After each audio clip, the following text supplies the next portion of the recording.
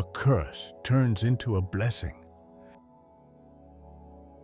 Imagine losing everything, your home, your family, even your ability to walk. How would you feel? Hopeless? Forgotten? That's exactly where our story begins today, with a man named Mephibosheth. Mephibosheth wasn't always forgotten. He was born into royalty, the grandson of King Saul and the son of Jonathan, who was King David's best friend. He had everything a child could dream of: wealth, security, and a bright future. But all of that changed in an instant. When Saul and Jonathan died in battle, Mephibosheth's family fell out of power. In the rush to escape, his nurse accidentally dropped him, leaving him permanently crippled. Years passed. Mephibosheth grew up in obscurity, living in a place called Lo-debar, a desolate and forgotten town. He must have thought his life would always be this way, a shadow of what it could have been. Meanwhile, King David was ruling Israel.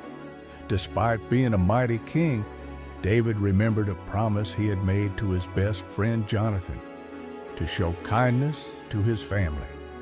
One day, David asked, "Is there anyone left from Saul's family to whom I can show God's kindness?"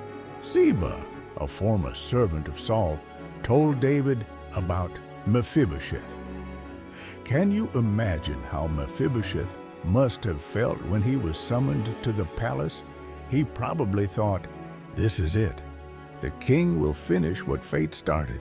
But instead of judgment, David spoke words that must have shocked him. "Don't be afraid," David said. "I want to show you kindness for the sake of your father, Jonathan. I will restore to you all the land that belonged to your grandfather Saul, and you will always eat at my table." Mephibosheth couldn't believe it. He said, "Who am I that you should notice a dead dog like me?" But David wasn't just offering a kind word. He was giving Mephibosheth a new life.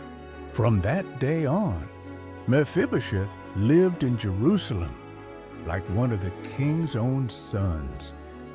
What began as a curse, loss, disability, and shame was turned into a blessing beyond anything he could have imagined. This story isn't just about kindness, it's about redemption. David's compassion reminds us that no one is too far gone, too broken, or too forgotten for God's love to reach them.